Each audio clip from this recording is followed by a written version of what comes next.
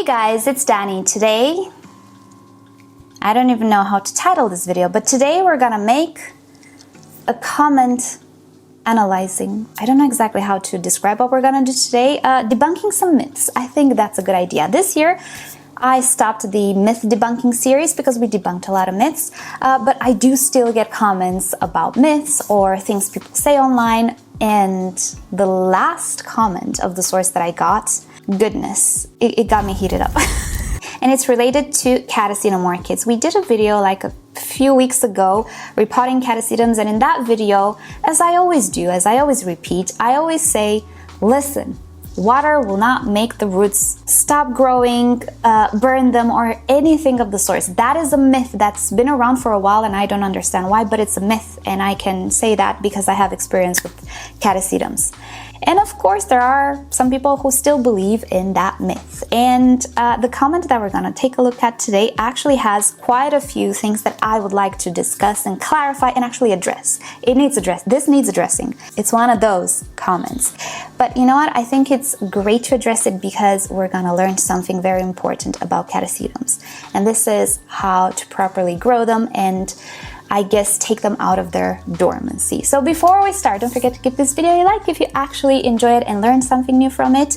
And hey, why not subscribe? I post multiple times a week and it's completely free. But if you wish to support the channel further, and you can, and I thank you so much if you do, you can become a member and get access to some exclusive videos and behind the scenes, especially now with the move and some orchid spotlights, or you can use the affiliate links that I share with you down below in the description, or you can use that shopping icon that some of you will see on the video. You can also check out the merch. We have beautiful mugs at the moment, and also you can use the super thanks option down below. And I thank you so much if you do choose to support me in this way. It really means so much to me. Right, so the first part of this video and the main part of this video will be talking about this and addressing all of the things that I'm going to read to you. And the last part of the video will be painful. I will remove this orchid. This is the catasetum that we repotted in that video. I will remove it from the pot because if everything I say in this video is wrong, I should have a bunch of dead roots here or roots that just don't grow. So I'm going to unpot it and see if the roots grew. Because if I'm wrong in what I'm going to say, then the proof should be here, right? Right. I don't want to do this. You never want to disturb catasetums in their growth season, but I will do so and it will be painful, right? Okay. All right, so we're not going to show names here because, you know, some people can take it a little too far on the internet. There is also a person, a grower or hybridizer, I'm not sure, mentioned in this comment. We're going to erase the name of that person as well because I don't know what that person said. As we know, there are many interpretations on the internet. Somebody might say one thing and another person would understand something else. So it could be something misinterpreted here as well. So I don't want to say that this person said this because I don't know. I really don't know. Right, so the comment goes as follows. Water doesn't kill catasetum roots. It stops them from growing if you water them too early. And if you remember in that video, I sprayed the roots of this orchid. I just, like the tiniest roots, I spray them with water because I'm just so confident in what I'm saying. So theoretically, and especially because I kept watering this orchid, I should have roots that stopped growing in this pot. In nature, catasetum's roots do the vast majority of their growth in the dry season in search for water. That's point number 2 that we will address. When they find it, they stop their growth. That is point number 3 we're gonna address. So watering too early stunts their growth. That's point number 4 we're gonna address. I recommend the channel or whatever has lots of videos on this topic where he explains everything very well. Okay, I didn't go and search for that because that is not what I'm trying to address here. I'm trying to address this comment which might have misunderstood many things. So first point we're going to address. If you water roots too early, they will stop growing. This is absolutely not true, and I feel very comfortable to say that with catasetums as well as any other orchid because I've been growing catasetums for 10 years and I've never experienced. It would also not make sense because even if, let's say, presumably in nature an orchid does not benefit from rainfall at this particular moment, there will be dew in the nighttime forming, possibly, right? Now, it's not hard to imagine that naturally these dewdrops can form. Why would an orchid just stop growing when the dew forms? Like, oh, I've found water, I'm gonna stop my growth here. If that sounds a little bizarre to you, it's because it's not true. Was this the first point where I'm trying to be coherent here? This was point number 1. I will probably demonstrate this point last because I will remove this orchid from its pot and we will take a look at the roots. If this statement is true, it means my orchids should not have roots. And they should never have roots in the past 10 years because I always watered them when I saw the new roots. Now, there is an instance, as I talked about in my previous video, in which this can be true. If you're using hard water, if you're using already fertilized water and has too much fertilizer, if there is something in your water that burns the roots or adds a layer of salts that might be desiccants or something like this, yes, that can happen, absolutely. It can happen with any orchid. I've had it happen many years ago from a fertilizer, a specific type of fertilizer. I was using it correctly, but I don't know why. That type of fertilizer simply affected the roots of my orchids. I don't have it happen nowadays with the MSU, but that happened. But it's not really related to catasetums. It's related to just how sensitive root tips usually are. It doesn't matter what orchid we're dealing with. So I made this distinction last time as well. The type of water we're using absolutely matters. In many cases, just using tap water, which is of medium hardness, is absolutely fine. It's not going to affect the roots. But just so you know, aerial roots, definitely they can desiccate more than potted roots. And I will go one step further and say that aerial roots on some orchids, more sensitive orchids like oncidiums and fine-rooted orchids, when they do not receive any type of water at all, if they're aerial and the air is way too dry, they can just stop growing. That happens so much in my environment because it is kind of dry. So I do actually have a video with a cattleya that produced roots that did not go into the medium.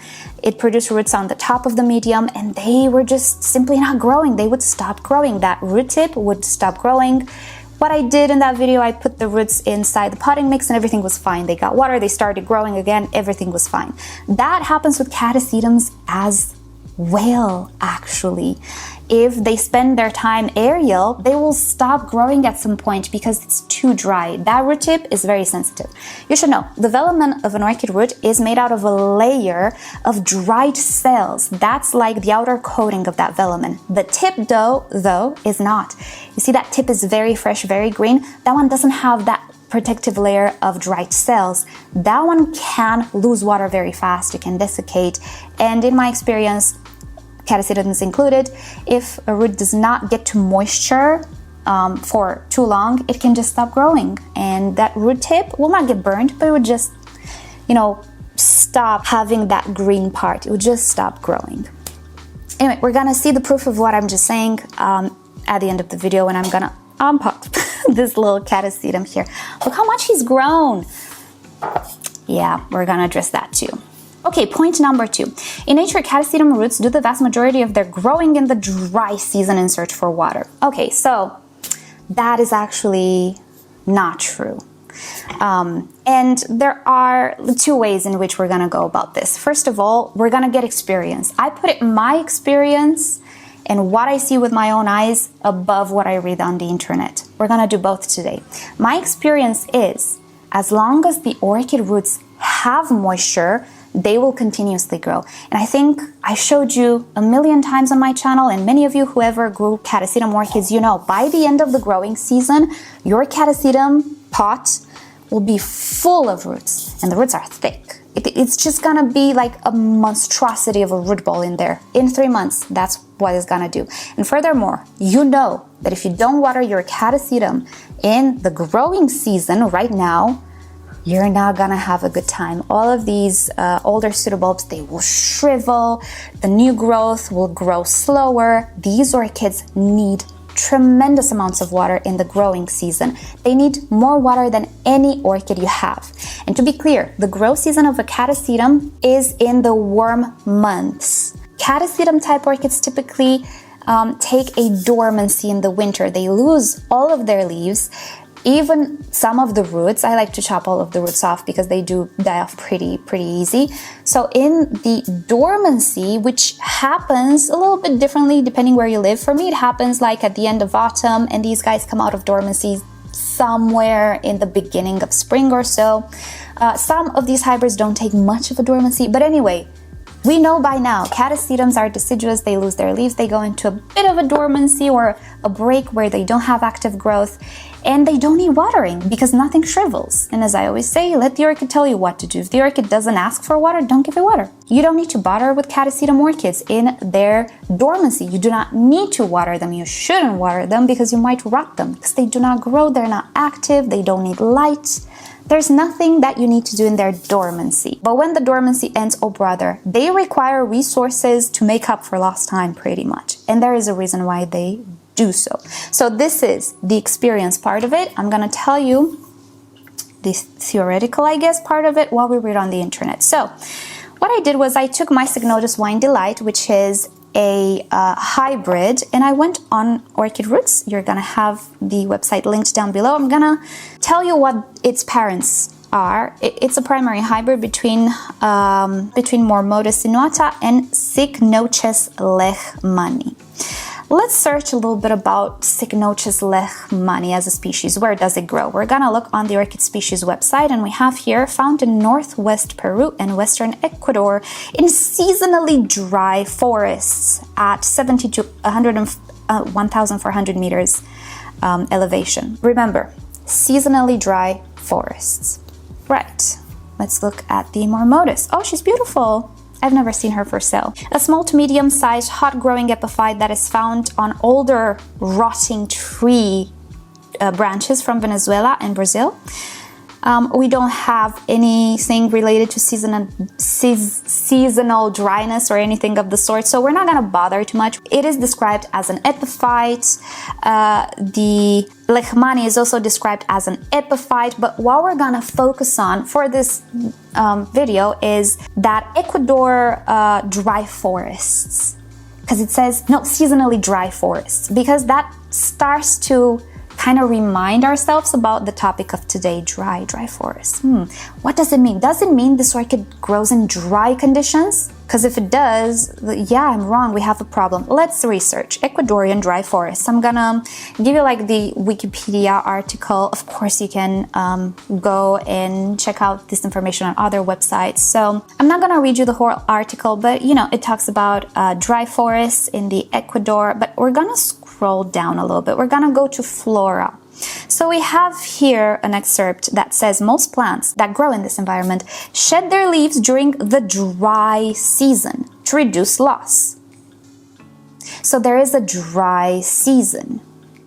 And we're also introduced to the idea that there is an equatorial dry winter. So we could just end the video here if we put the two statements together. Plants losing their leaves in winter, aka not growing in winter, and winter being dry. Hence why catasetums do not grow in the dry season. But you know me, I like to keep on it. So we're gonna keep on with the video. Can there be a wet season? And if you think about it, yes, these catasetum types, they do lose their leaves. Maybe not in our dry season, but Ecuador is not the same as Cyprus, and it's not the same as California or wherever you're watching this video. Where are you watching this video from, by the way? And thank you for watching. So it's not the same, but the genetics of this orchid tells it that, hey, there is a dry season coming. It doesn't know it's not coming, and we have water at the tap all the time. It has no idea. The dry season is coming. You did your growth. Time to lose those leaves, because oh boy. So the orchid expects no water. Makes sense. Our orchids go into dormancy, they lose their leaves. All right. Now, I did a little bit more search about the tropical dry forest because I didn't see anything about the wet season. So I'm like, is there a wet season as well? Or is there a period of time when we have some rainfall in the tropical dry forests? Because if we don't, obviously, it means this orchid should be kept rather dry, right? Well, and I'm gonna link you to this article as well. It's natureandculture.org. In the first, let's say, excerpt of the article, we find, and I quote, tropical dry rainforests are dense with greenery during the wet summers, but becomes a starkly different landscape during the dry winters when most trees shed their leaves to avoid transpiring their stored water into the air. The large guaiacan tree, flowering only once per year after the first rains of the seasons, is found in Nature and Culture's Cazares Reserve in Loja, Ecuador. So, what we've established through this article, which, I will take for granted, I will take what it says for granted, we have tropical dry forests are dense with greenery during the wet summers. So we have water. Right. So let's go back to our comment here, which was saying, where is my comment? Apple. Sometimes I miss my Windows so much. All right. So it was saying, in nature, Catasetum roots do the vast majority of the growing in the dry season in search for water. Why would they grow in the dry season in search for water when there is no water in the dry season? Because it's a dry season and not the wet season. It doesn't make sense. And then when they find water in the dry season, they stop their growth. Like, oh, I found water, time to stop growing.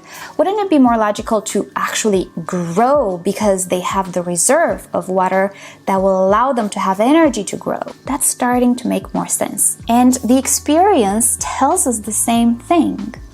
The orchids come back to life from their dormancy when there are resources. With water, we have nutrients as well.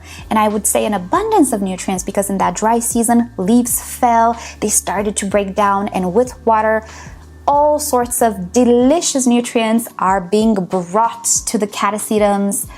How are they being brought to the catasetums? On the tree, branches and trunks, because they're epiphytes. Going back to what we're saying here, they're going in search of water. When it rains, correct me if I'm wrong, but when it rains, don't all the branches and trunks get pretty wet? Why exactly do we need to search for the water when water is at all present on the tree and branches when it rains? And again, why would they stop when they find water? Why would they find water on this location on the branch or the tree and not here? This would make sense if we're talking about a terrestrial orchid, which will find water deeper into the soil. But these are not terrestrial orchids, they're epiphytes. They grow on branches and trees, as per Orchid Species website, which I didn't write. I'm just believing what they're saying. How exactly are they finding water on the tree in the dry season when there is no rain? And they find it here but not here. Something doesn't make sense in my mind, you guys. And to further clarify, when I say finding water, I mean like serious water. Catasetum orchids cannot sustain themselves with a few dewdrops. They need proper watering. And again, those of you in the audience right now, raise your hands and tell me in the comments, tell everybody exactly how much water catasetums drink during their growing season. Because I think you know what I'm saying. So I'm not saying, yes, maybe in the dry season there are a few dewdrops there because of the humidity. Yeah, there might be, sure. But it's not enough to sustain an entire super large growth. Catasetums are super large orchids. When they're done growing, they are immense. They need a lot of water. So I'm not referring to a few dewdrops that might form on, I don't know, the north side or whatever of the tree. No, I'm talking about flood. They need flood water in order to properly feed themselves and put on that massive growth within such a short period of time. Just to be clear, in the dry season, there isn't enough water to sustain their growth, based on my experience. Now, some of you might say that I'm only showing non-catasetum, let's say, orchids, even though they are catasetum types. One is a Gypnotis, the other Mormotis, and this is a hybrid, so maybe the commenter actually referred to proper catasetums, even though in the video is presenting this hybrid.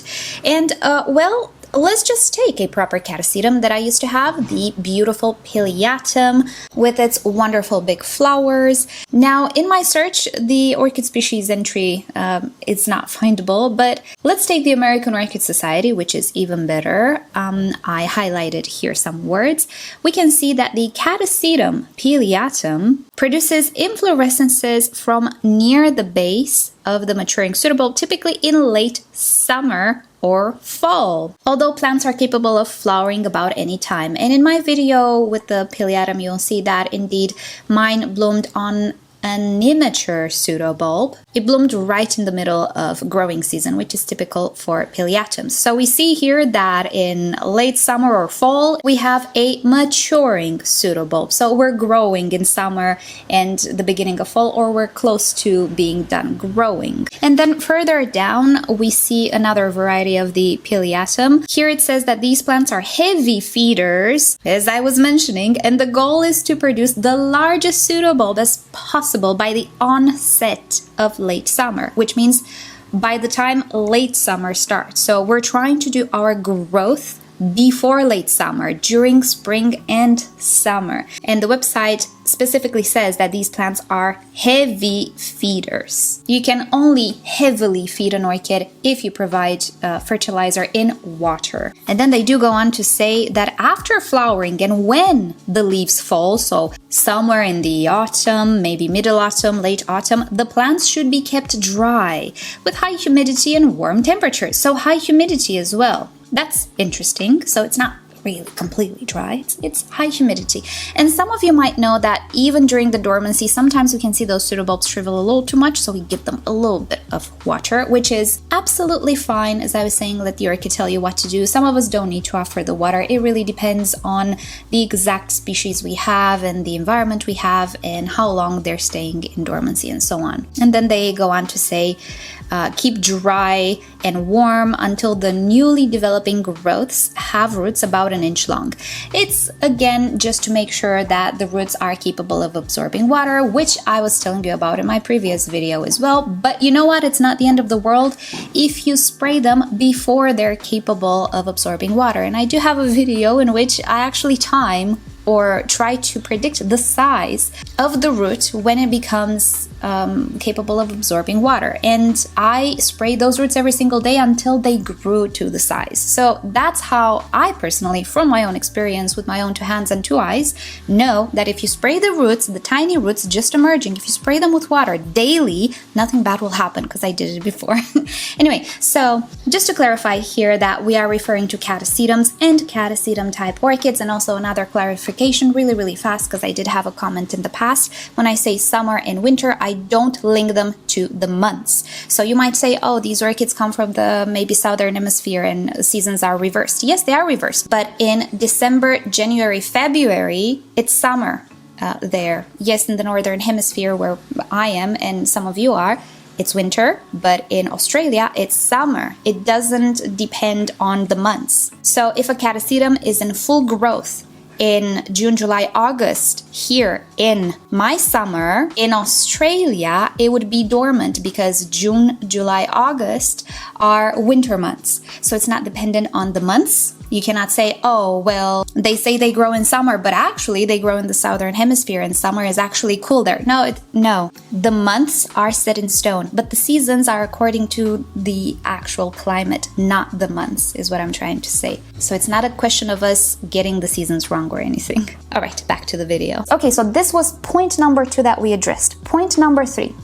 So watering too early stunts their growth. Water will never stunt anything's growth. Moreover, and I have videos on this, moisture and water actually promotes root growth, not inhibits it. And as we demonstrated, most likely these catasetums grow in the, as per this website, natureandculture.org, they grow in the wet season. So these guys have to put on, in 3 to 4 months, an entire new growth full of roots and leaves, and guess what? Capable of blooming. It takes tremendous amounts of resources, and these resources cannot be delivered without water, because water is one of the resources. So everything kind of makes sense, right? Tied in with our experience and what these articles say. But now comes the real proof, right? The proof is in the pudding. Is my orchid producing and growing roots, or I've just talked nonsense all of this time? Don't worry guys, I will repot it, I will put it back, it's fine. And I'm doing this because I know the roots didn't really circle all the way through. I don't think I have anything coming off the bottom, so I'm not gonna damage too much. If I was in danger of damaging it, I wouldn't have done this, but I have to demonstrate. If you remember in that video, I cut all of the roots. These are the roots growing. These are the root tips growing.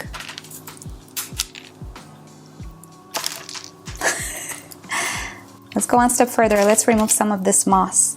Okay, that's enough. I've demonstrated my point, I do believe. You guys, I'm so sorry that this makes me a little spicy, but these types of comments really grind my gears, you guys. You can say anything you want about me, I don't care, but these things that have to do with my passion and the seriousness that I take this channel grind my gears. In the end, I don't think it is the fault of the commentator, because there is just so much misinformation nowadays that, you know, I see it.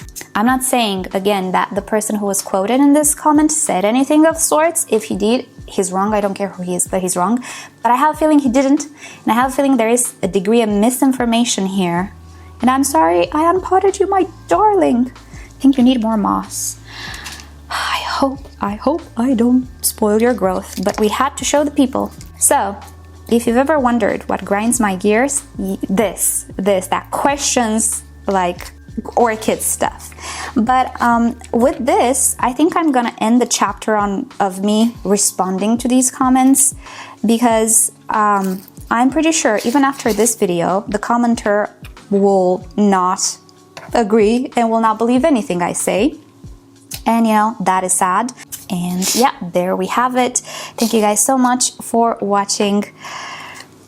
I'm a little stressed that I did what I did with the catasetum here, because look at that growth. It's amazing. I'm hoping for flowers this year. And every day, you know what I'm doing, you guys? Every day I'm checking the leaves, and if I see a little pest or something, I'm just taking it every single day. Because I've had so much issues with pests on the catasetums, I'm not allowing any pest to destroy the catasetum's growth. No, not this year. No, you don't. I want catasetum flowers this year, and I'm gonna have catasetum flowers. All right, so that is about it. Thank you guys so much. Ooh, all of the fertilizer. I will add some more fertilizer. Thank you guys so much for watching. Hope you enjoyed today's video, and I hope you have a great day. I'll see you next time. I'm just gonna figure out this catasetum off camera, because I need to add more fertilizer. I'm tempted to just like put it back a little deeper. I don't know what I'm gonna do, but I'm gonna do it off camera. Thank you so much for watching. I'll see you guys next time. Bye.